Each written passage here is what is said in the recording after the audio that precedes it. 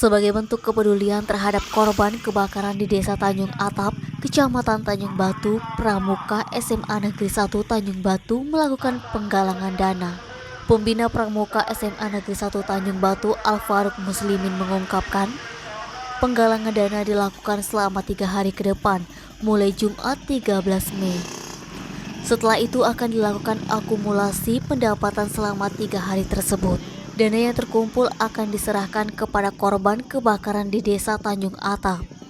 Kegiatan ini dilakukan berkat kerjasama antara Gerakan Pramuka SMA Negeri 1 Tanjung Batu dengan Himpunan Mahasiswa Universitas Sriwijaya, Kecamatan Tanjung Batu. Kegiatan sosial seperti ini sering dilakukan apabila terjadi musibah di Kecamatan Tanjung Batu. Kepala Desa Tanjung Atap Firmansyah mengatakan, kerugian yang ditimbulkan dari peristiwa kebakaran lalu ditaksir mencapai 300 juta. Pihaknya bertekad ketiga rumah yang menjadi korban keganasan si jago merah bisa berdiri kembali.